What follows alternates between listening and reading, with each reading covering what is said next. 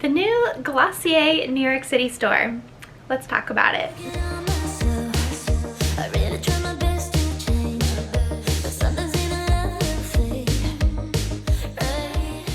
Hello everyone, welcome back to another Thursday video. Today we're talking about the new Glossier store in Manhattan. If anyone doesn't want to know, I have a pretty long history with Glossier. I actually used to be one of the showroom editors, which I will link that video up above. I did a whole day in the life of a Glossier showroom editor, which means that I used to wear the pink jumpsuit. I kept it. I still own it. I feel like I have a little piece of history. I was a big fan of Glossier because I love female-founded brands. I was a big fan of Emily Weiss.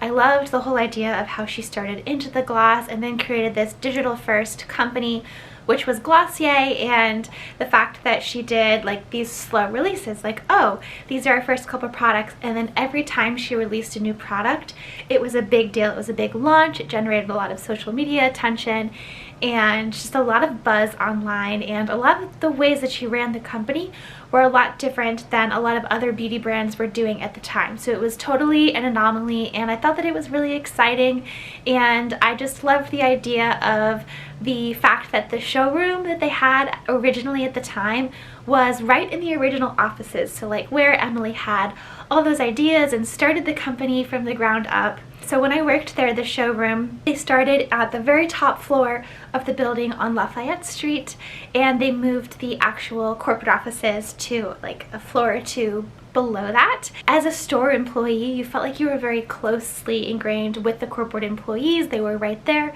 You went into the offices right downstairs. You could grab more products. You could talk to them.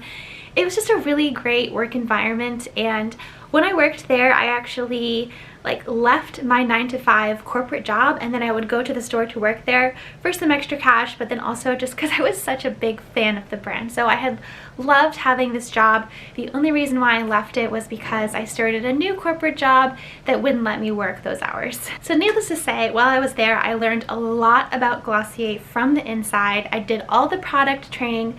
I think along with the jumpsuit, I still have my product training packet. I have like a printout of all of the details that they train us on the products. So I would consider myself a Glossier expert. Now that being said, they did shut down the store for a while. They were having some issues with some of the ways that they were running the store, and then COVID happened, and so then they shut down the store completely. They did focus on opening other stores in other cities though, but then they finally reopened in Manhattan just this past weekend. I visited the store and I wanted to give you all my thoughts on it, plus things to keep in mind if you are visiting and you're going to be going to the store. So first thing is the line. On the weekends, the line is multiple blocks long. They do fun things, like they'll come out, like talk to you, here's like some products to look at. But just know that if you're coming on the weekends, the line is going to be really long. I walked past there this weekend with my friends and we didn't go in because the line was so long. However, last night when I went, there was no line at all. Maybe the trick is to go during a weeknight and just like as late as possible. But the store is on the corner of Spring and Crosby Streets. It's actually where the old Amazon store used to be, so it's a pretty good location, very centrally located in SOHO if you're doing a lot of like SOHO, like a SOHO shopping day. My first impressions of the store are that it is much bigger than their old store. So originally they had the store on the very top floor on Lafayette, then they moved it down a level and they expanded it into their old like U storefront and on the second level, and that was really big. But this was like a whole other level. They had a whole section for all of the skincare, then they had the makeup, they had a separate room for all of their merchandise like the sweatshirt and the Nalgene bottles and the keychains and everything else that they've put the Glossier logo on. And then they had a separate room with the sinks so that you could actually try out the skincare. How does the cleanser feel on my skin? Does it make it feel tight? Do I feel okay? The Milky Jelly cleanser does not make your skin feel tight. You know, trying the different moisturizers, the serums, the masks even. When I worked at the store, there were people that would come in just to do a mask and then leave. I mean, I guess it's smart if you're like really fiscally responsible, but I don't know, it was a hangout spot as well as a store. And by store it's actually a showroom, so it's not like you go in and you pick up the product and you say, I want to buy this one. All of the products are samples, and then you have the girls who are still wearing pink jumpsuits. They still have them in pink jumpsuits. They have an iPad, and they'll just ask you like, which products do you want? They put it into the iPad, they take your credit card right there, and then they have a separate waiting room which you wait, and then they'll call your name and you get the pink bag and you go home. They upgraded this pink bag, I assume because maybe this you can recycle versus their other bags previously.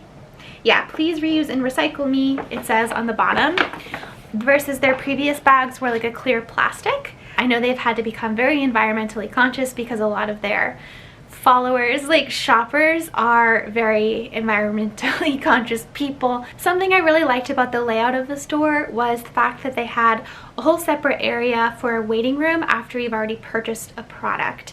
In the old showroom, everything was all just in one tiny little box. If you've already bought your products and you're just waiting for them to package it for you, you're still in the same area as all the other shoppers. So it created all this congestion versus they've kind of taken the people away from the products if they've already purchased into this other waiting room, which I think makes so much more sense. You can actually walk in there and get around, and it's a much happier shopping experience. They also had some opportunities for a photo op as well. They're always doing that. They have this "you look good" is kind of, I feel like, one of their mottos. They had that on a subway tile, so there's a room that you go in that looks like you're in a subway, but it's like a really pink, like floral, cute subway, which is a great spot for a little Instagram pic. And it's cute because it's out of the way from the rest of the products, and so you can clearly just like go in there, have your time to take your picture, and then get out of the way and let the next person go. But I think it's a cute little New York touch having that like subway tile Glossier version. Glossier has had so many product releases since like the last so many years. The things that I picked up today are some of the new product releases. I'm really excited about that. So they are still doing the pink Ziploc pouch. You can reuse these for so many things. When I lived in Brooklyn and I was doing my laundry at a laundromat, I would put all of my quarters in these and then just throw this with my laundry, and I would just unzip this and put all my quarters in at the laundromat. You know, you gotta do what you gotta do, but might as well make it cute, right? So that's what I would reuse these for, but people reuse these for so many cute things. Since they're clear, it's also helpful like for some of your beauty products when you're going through the security line in the airport. If you have a couple just like skincare, makeup things that you want to do on the plane, using one of these, I've seen a lot of girls do that too. So there's tons of really cute uses for this. I just got a couple things. So the first was the bomb.com. I use this religiously. This is one of the things that I've never stopped using since 2018 when I worked there, but they updated the tip of it. I put this on every morning. So my night lip balm is the Laneige lip sleeping mask, but in the morning I use this one. And my one thing that I always had with it was the tip of it, because with COVID and everything, I'll show you the comparison. So this is my current one. You can see that it's very well loved, but the cap is different than this one, and that's because it's just like this where you squeeze it out and then you actually have to put it on your finger and then use your finger to apply it. And with COVID, when you're out and about, you know, I just don't really want to be putting my hands onto my lips. You know, sometimes if I use hand sanitizer, it's okay, but in general, I just sort of want to avoid that. So what they did with the new one is they made it this, I don't know what this is, this type of applicator where you can apply it, just squeeze it directly onto your lips and then sort of go like that, rub your lips together, and you're good. So now I might actually throw one of these in my bag, you know, take it out in public with me, because previously I couldn't. So I think that's a really good upgrade that they made. Next thing I got is an eyeliner. This is their #1 pencil Perfect Glide eyeliner, and I got it in the canvas color, which is like a white shade. I thought that that would be interesting for the waterline. That's something that I used to do back when back in the day. I feel like every fashion or like beauty magazine was telling you like, oh, try lining your eyes with the white, and now I see all the girls doing it on TikTok. But essentially you just go like this. And it sort of just brightens your eye up and makes you look more awake. Like if you see the difference, this eye looks a lot more open and like, good morning. And then last thing I really wanted to try was the deodorant. So as you guys might or might not know, sometimes I talk about it on my channel. I have a hard time finding a really good deodorant that works because I sweat a lot. I found one from Italy that I am absolutely in love with. I actually, when my friend Jessica, when I visited her in Italy this summer, I bought one and I brought it back, and I had her buy me 3 more to bring back in her suitcase, and then she mailed them to me when she got back in the US. And then since then I've looked for them in Spain and in France and I cannot find them. I think it's only in Italy. It looks like this, just in case anyone is ever in Italy and wants to pick me up one. I swear I will like Venmo you 2 times the amount of whatever this is, whatever you want for it, because it is that good. It's the only deodorant that I've found that like really actually works for me. But anyways, so this is my last one and I'm getting down to the wire. So I knew I needed a new one to try since I can't just pop over to Italy whenever on a whim. I got it. There's like a pull tab here. They always do like pink and then red is their accent color. So this is what it looks like, and of course I went with the pink one. All their scents smelled good. The other 2 were sold out though, but I was like, that's okay, I just want the pink one.